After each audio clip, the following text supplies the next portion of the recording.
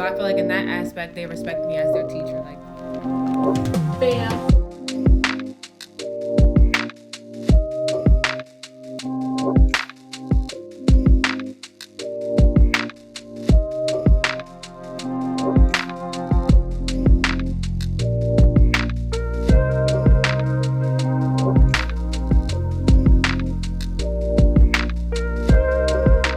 Hey teammates, welcome back to Teaching with Tania. Today I'm taking you guys along a day in the life with me as I go through the first day back from a long weekend.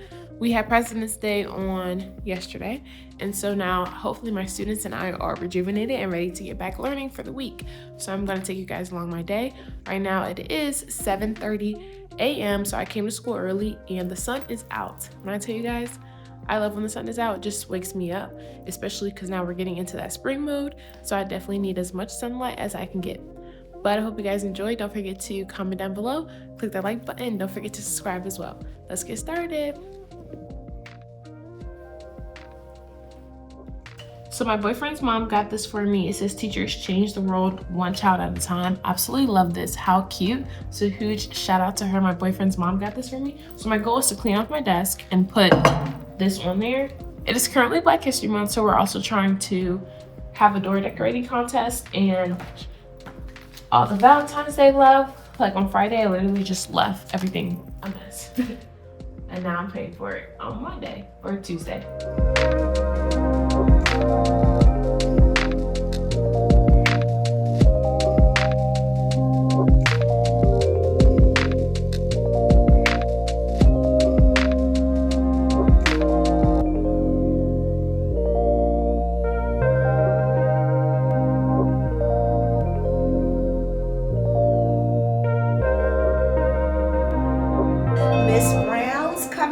To talk about Black History Month. I'm so excited. I've just got to make this plug. When you make your submissions, be creative as you can. Win your $100, $75, or third place, $50. Also, the door decorating contest for teachers. Alrighty guys, so it is now our resource time. So the kids go to resource from like 10:15 to 10:55, and we get our planning periods. And I have a special guest with me for this planning period. As you guys know, I'm a second year teacher and she is a first year teacher. So I want you guys to be able to see the difference between and get her perspective as well. So I'm gonna ask her a few questions and we'll get started. So what has your first year of teaching been like so far? I would say my first year, it's been a roller coaster. Teaching was not ever under my radar. So I just kind of got bullied into this position, but I do love it. I love it so far. I feel like I've seen the impact that I've made from the year that they had last year to this year. I love that, being honest, because at the end of the day, it is a roller coaster. Like, I try to share with you guys like the good and the bad days. If it wasn't for her, some days, to be honest, like we're each other's motivation, or I know that she's here, so I gotta be here. And even if we're not here, like we pick up each other's slack and stuff like that, and just help each other out, because we definitely are a good third grade team. Even though I'm teaching ELA and science, like the kids, I feel like respect both of us, and I feel like it's important no matter like what year of teaching you're in. So what surprised you the most about being a teacher? Being completely honest, and like my background, I guess, where we work at, and just seeing like, I guess how low, or just even how like COVID has really affected the kids who were like, what were they, in kindergarten that year? Yeah. So seeing how like COVID has affected them now that they're in their third year of school, and that's not even like academic wise, social wise too. Yes. Putting out little fires that you just want to expect, like social skills. Like they're 8 and 9 years old, so you expect them to have some sort of conflict resolution skills, the crying, I love that you're being honest about that, because sometimes it does get frustrating, especially when you're trying to teach on top of that and be a counselor or mom and dad's at home, especially in the setting that we're in.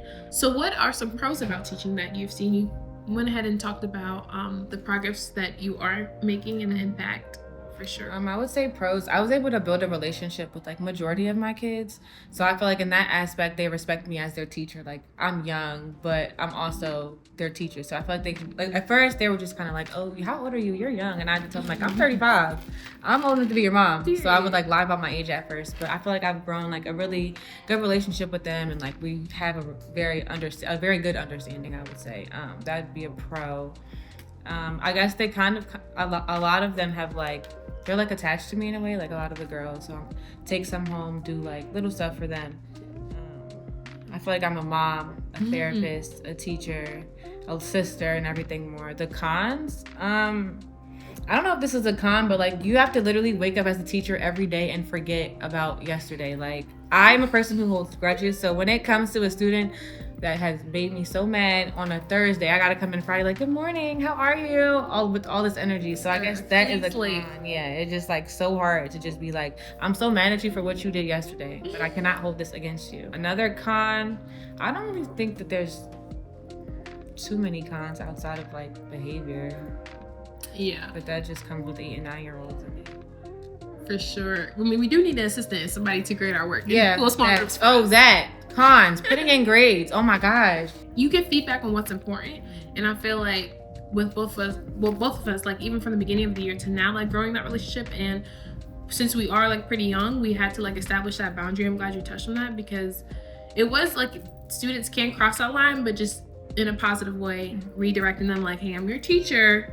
Emphasis on the teacher part and having them be able to like respect. Now I feel like we're at a pretty good point in the year. I know October and November were really rough for me. Me too. Like we were just crawling to the finish line to get to break, but now I feel like since they've learned us and they've been able to mature themselves on like what is acceptable and what's not acceptable, we've now been able to focus on the learning part, which is what we want to do as teachers. And of course, yes, you may have to like do things every now and then to like calm a student down or whatever big behaviors or feelings we may have, but I feel like you do a pretty good job of handling it for sure. And sometimes like I'm like, Miss M, come and take this student, I don't want to say your name, but this student and like disciplining students, like we are very in sync when it comes to that as well. Yeah, I feel like that's like I was coming in, I didn't know if like my partner teacher was gonna have the same discipline as I did, but I think we're on one accord when it comes to that. So like it's never like, oh, they'll come in my class and run amok and come in your class and be sitting quietly like angels. I feel like we both have that ground level. What has been your favorite memory so far of teaching? Honestly, I'm gonna say moving my data. That's like the best thing I could say. I was able to move data. Hopefully we can keep progressing from this point on, from MOI to EOI, but being able to just get my students out of their red zone is like my highlight so far. Yes, let me tell you guys, for the middle of the year in math, she had the best data. So basically our students are learning. And like you said before, coming from COVID and also the gaps that they had last year, being able to fill those in math, like she killed it. Our third grade babies are making progress, and that's literally all you can ask for as a teacher. So how do you handle the bad days? I tell Brown to come in and get them because I can't take it. But no, honestly, I don't even like, it would just depend. Like some days are way better than others. What was a bad day that I can even think of? Every day. No, I'm just kidding. A bad day. Okay, last week a student like just would not stop crying. I have to take a break. Like I literally need to go outside the classroom and take a breather because I'd be ready to break down too. Like I tell them, I want to cry every day because I have to pay bills. Right. It must be so hard to be a third grader. It gotta be hard. Yeah, 8-year-old. And it's like at the end of the day, we have to regulate our emotions to be able to do that with them. Now they're coming in here. Okay, one last question. Lesson planning. What is your best lesson planning tips as a first year teacher? So coming in, I would try to lesson plan 2 weeks ahead. So like when we first started in August, I was 2 weeks ahead on lesson planning. That slowed down Thanksgiving break. At the end of the day, we know what we're doing, but it's not as detailed, I feel like, especially because like day in and day out, the students know the routine, we know the routine. Like, yes, it's of course good to not come in with a blank slate, but I feel like as you progress throughout the year, the months even, to be honest, you know like what you're doing and you don't have to lesson plan as in detail. But to be honest, I still don't lesson plan. But I have it on my sticky note what we're doing in that day, even though it's not like formalized. And then of course, if anybody can ask me like where we're at, what unit we're at, they're able to see like especially our leads and admin to document what we're doing in class. I feel like in college I stressed a lot about my lesson plans, and to be honest, not a big of a deal because the students are learning, and especially if your data backs it up, you don't have to do that granted your first or second year, but your data was able to back it up, so you didn't need all those extra supports or extra planning that other first year teachers may need. And I also was never taught to lesson plan because I was not an education major. I was a science major.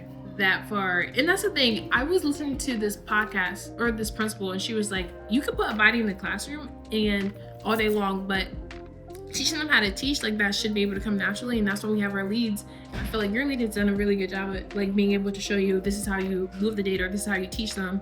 But you are also like, kudos to you for being like willing to learn and pick that stuff up, because there's some other teachers around here that are stuck in their ways, and it's like what you're doing is not working. Your data shows it. You have to be willing to grow and learn. So for you to like basically come in, like you said, with not a background in education and be able to make the gains that you have, I'm so proud of you. Thank you. I appreciate you. What would you say to anybody becoming a teacher or like other teachers? How would you encourage them? Again, like I said, just coming in and like looking at every day like it's a new day. Don't hold this any past judgments or anything like that. Bad energy, don't bring it into the new day.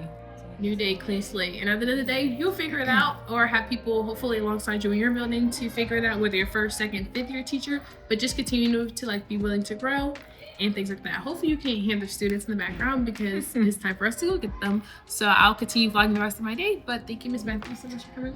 Thank you for having me. Yeah. Ready for picture day? We're in line for We're now ready for pictures. So it is now lunchtime. I didn't bring lunch today because I had a busy weekend. It's like 1 week I do good with meal prepping, the next week I don't. And today is Tuesday and I'm now paying for it. So hopefully my stomach and my energy can last until I get home. But today I don't have to teach after school because all the teachers are here, so I don't have to sub for that, which is nice because I'm going to go on a surprise that I'm trying to do or in the process of doing. You guys will hopefully find out about that later on. Right now I am just spending my lunch. This is real life teacher life. Going ahead and putting in my grades because progress reports are due today. We're halfway through the third quarter. If you haven't checked out the things that I learned from my first and second quarter here as a second year teacher. Also, you guys met my partner teacher. She's amazing. I love her. But be sure to check out that video. I placed that in the cards above because everything that I talked about in that video I basically did today, which is basically letting students take the lead and to hold me accountable to make sure students are taking the lead. I have made sure that my desk is available to them, and then I go to the back of the room. I go to the back of the room and I'm able to correct or monitor and facilitate behavior because actually I just did my educational leadership philosophy on this, but I don't believe us teachers should have all the knowledge. We are supposed to be equipping students to be able to figure out, find knowledge, and help that with their writing. Of course, step in when need be, but my students at this point in the year are more than capable, so I have to let them take control, go to the back of the room, and of course facilitate and correct behaviors or correct answers from there. And I love that because they were able to learn and make mistakes on their own. We have created such a safe, cozy environment, and my students love having the lights off. And then I taught foundations for a little bit. We're finally at level 3 foundations. I'm so excited because last year I did not get to that. So now that we're progressing through the school year, I can now teach level 3, which is like endings, suffixes, longer words. After the lunch, I now get to see my second block. So that'll be exciting to hopefully have another great day with them. We did go ahead and do picture day, so that kind of ran over my lunch as well. But my students look so cute for picture day. And we didn't do picture day last year. I don't know why, but like to create memories with them. I think this is like, when I tell you the joy of teaching is definitely coming back, which is something that I prayed for because there were days, especially in October, November, I'm like, why am I here? But to see the content click, to see their behaviors click, it's like, why can't I come to school like this every day, you know? Okay, so I'm gonna finish putting in my grades, submit those, and then go get my second block. Bam. Guys, look at my Valentine's Day. It's a little late for Valentine's Day, but when I tell you guys, I'm so excited. So, remember when I was telling you guys, Remember when I was telling you guys that I did not eat lunch?